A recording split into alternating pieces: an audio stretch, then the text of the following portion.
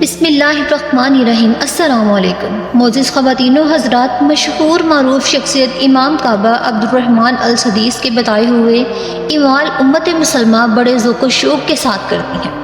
اس کو روزگار کی وجہ سے پریشان ہے وہ اس عمل کو اپنی زندگی کا حصہ بنا لے۔ اس عمل سے میری زندگی بدلنا شروع ہو چکی ہے۔ کئی سالوں سے جو اللہ پاک سے مانگا کرتی تھی، اب اللہ پاک نے ان کی حاجات کو دنوں میں عطا فرما دیا ہے۔ بلکہ ناظرین، ایک بہن کہتی ہے کہ وہ عمرہ کرنے گئی تو تقریباً اپنی ساری جمع پونجی خرچ کر کے گئی تھی۔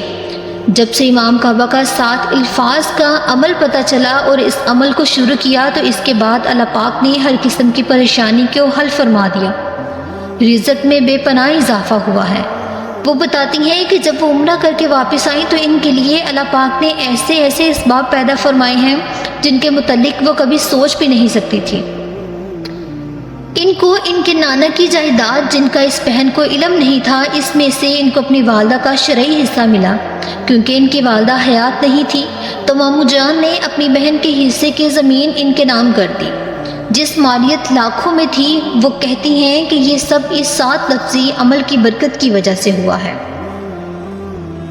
لہٰذا ناظرین، آج کا وظیفہ دوران نماز دونوں سجدوں کے درمیان کی دعا ہے، جو کہ آپ صلی اللہ علیہ وآلہ وسلم کی بتائی ہوئی ہے۔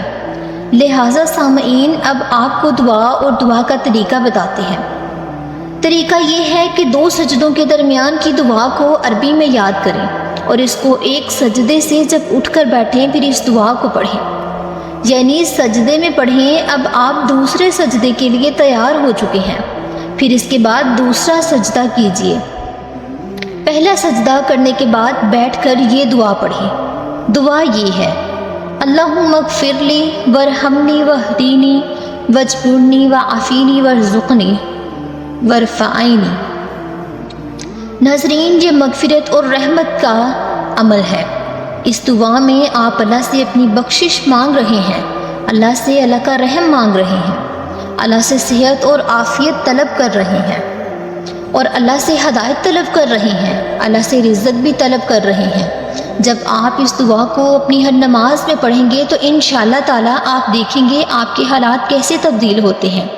آپ کے حالات دن بدن تبدیل ہونا شروع ہو جائیں گے، دن بدن ایسے بدلے جائیں گے۔ لیکن کچھ ضروری کام ہے جو آپ نے اس وظیفے کے ساتھ کرنے ہیں۔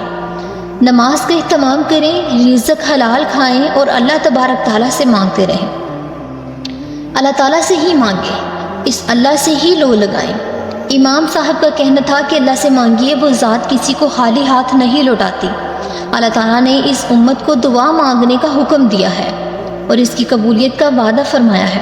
لہٰذا ایک مسلمان کے لیے دعا کی اہمیت اور افادیت بہت بڑی ہے۔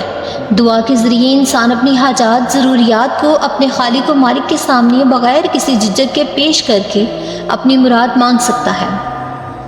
جو شخص دعا نہیں مانگتا، اللہ تعالیٰ اس سے ناراض ہوتے ہیں اور اس کے لیے عذاب کی وعید وارد ہوئی ہے۔ حضرت رحمۃ اللہ علیہ نے کعب اخبار رحمۃ اللہ علیہ سے نقل کیا ہے کہ پہلے زمانے میں یہ خصوصیت انبیاء علیہ السلام کی تھی کہ ان کو اللہ تعالیٰ کی طرف سے حکم ہوتا تھا کہ آپ دعا کریں، میں قبول کروں گا۔ امت محمدیہ کی یہ خصوصیت ہے کہ یہ حکم تمام امت کے لیے عام کر دیا گیا۔